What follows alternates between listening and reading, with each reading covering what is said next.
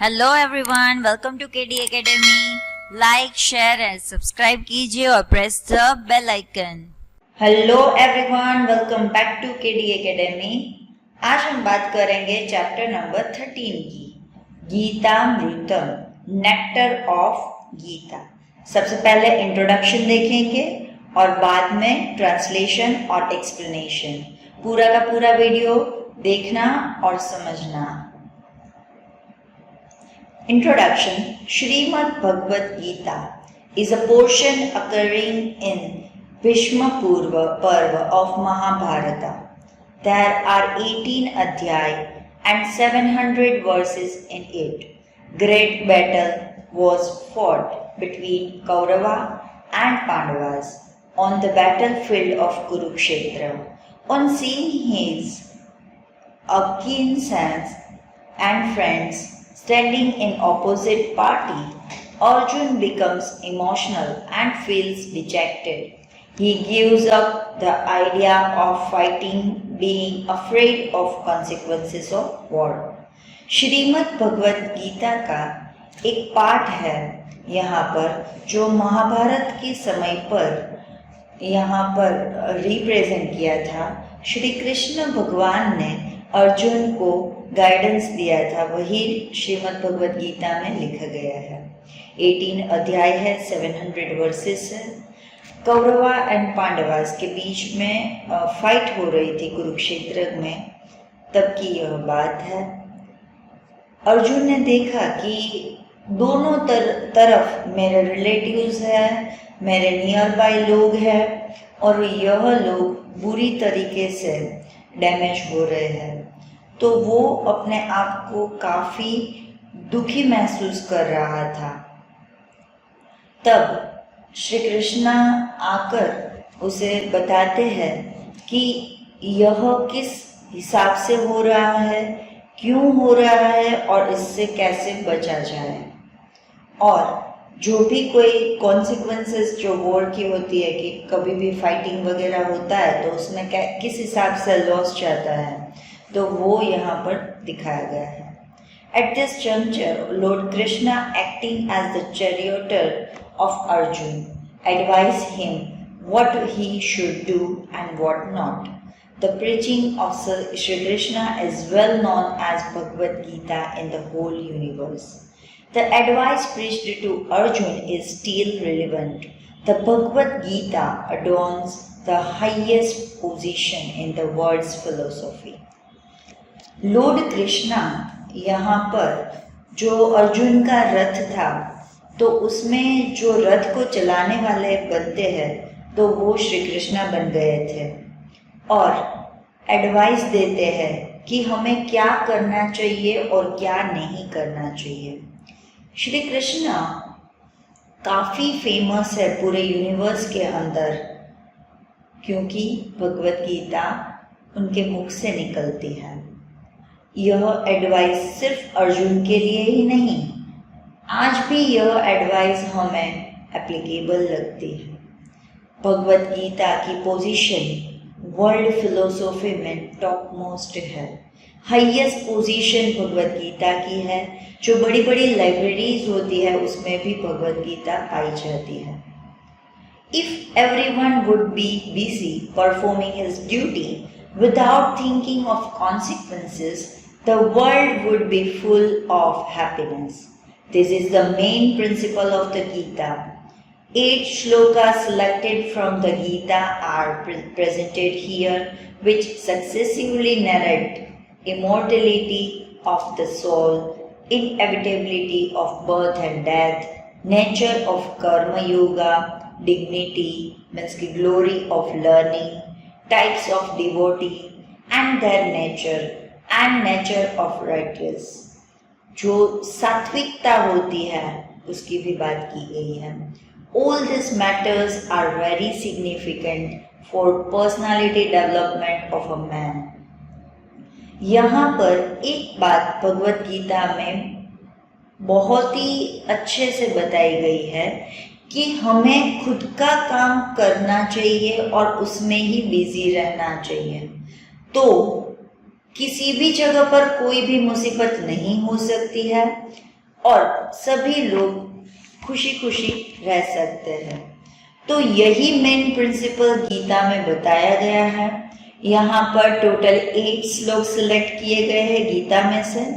वो एकदम अच्छे से नैरेट कर कर यहाँ पर दिखाए गए हैं कि हमारी जो सोल होती है, हमारी आत्मा कैसी होनी चाहिए। वो एकदम से प्योर होनी चाहिए। सभी लोग बर्थ एंड डेथ के बीच में आते ही है, यानी कि जन्म मरण ये निश्चित होता है और उसी में काफी सारे संसार के अंदर कार्य करने होते हैं। उसमें कोई कोई कार्य अच्छा होता है, कोई कार्य बुरा होता है। तो हमें जैसे कर्म करते हैं वैसे ही हमें फल मिलते हैं। यहाँ पर कोई भी चीज़ सीखने की हमें तमन्ना होनी चाहिए। कोई पर्सन है तो उसमें कैसी इंटेलिजेंसी है, वो कितना प्योर है, वो सारी बात बताई है। आज भी आप जब भी अपनी पर्सनालिटी डेवलपमेंट की बात करते हो तब ये भगवत गीता आपके लिए काफ़ी इम्पोर्टेंट है। यानी कि हर एक स्टेज में आपकी लाइफ में यह चीज़ अगर आपने सीखी होगी तो ज़रूर कहीं ना कहीं तो आपको समझ में आएगी, हेल्पफुल रहेगी। न जायते म्रियते व कदाचि न्यायं कृत्वा भविता वा न भूयः अजो नित्यः शाच्योतयं पुराणं न हन्यते हन्यमाने शरीरे।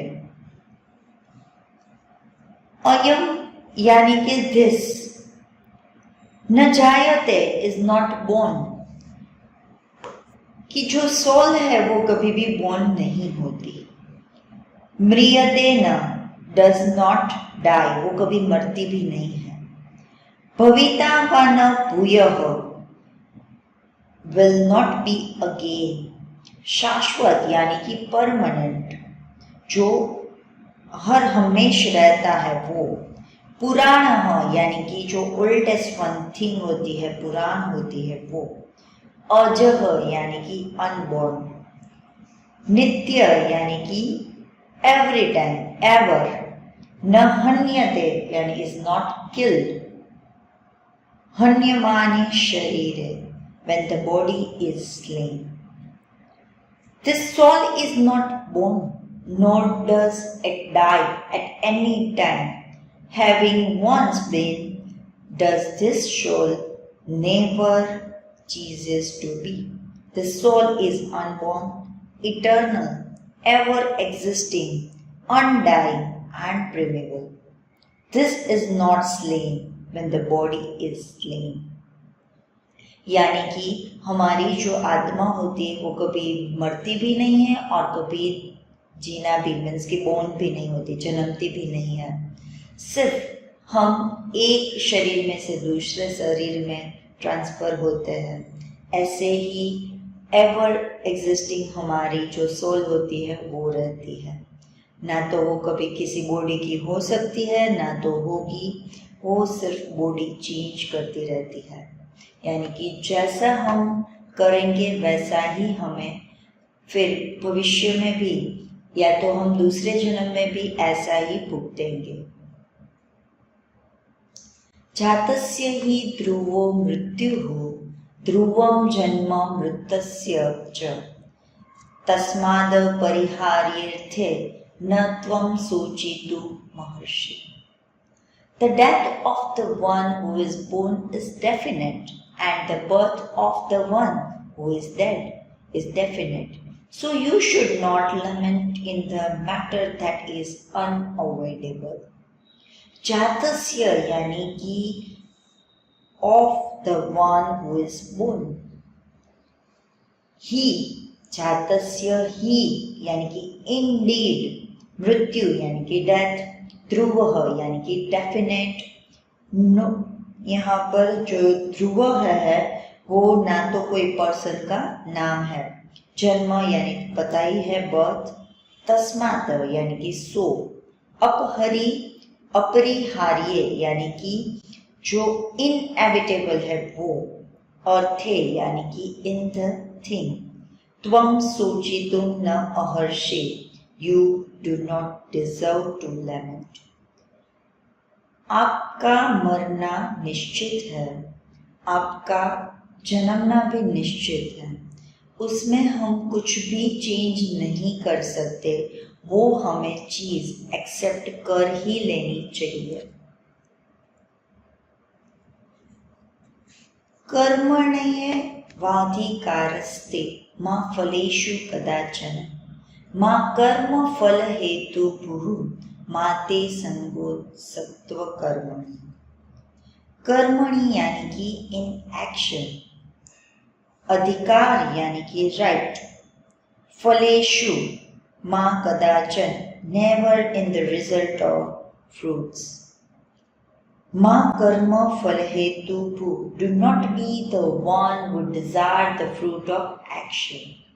Karma फल हेतु, one whose purpose in doing anything is to enjoy its fruit. You have a right only in action, never have you right in the fruits or result. Do not be desirous of the fruit of action. May you not be fond of inaction or idleness.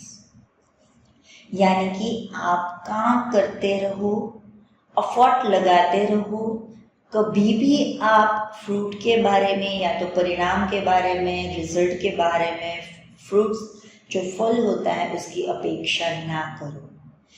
जैसा आपने काम किया होगा वैसा ही आपको फल मिलेगा, लेकिन फल की आशा रखकर उसी में बैठा रहना वो कोई अच्छी बात नहीं है।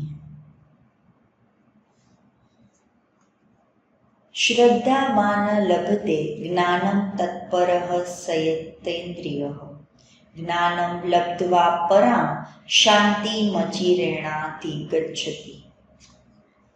He who has faith attains knowledge. श्रद्धावान यानी कि फेथफुल पर्सन जो होता है, तत्परः यानी कि जो एक्सक्लूसिवली डिवोटेड है नॉलेज के थ्रू, उसकी बात है कि वो उसको चाहिए ही चाहिए, उसको तत्पर बोलते हैं।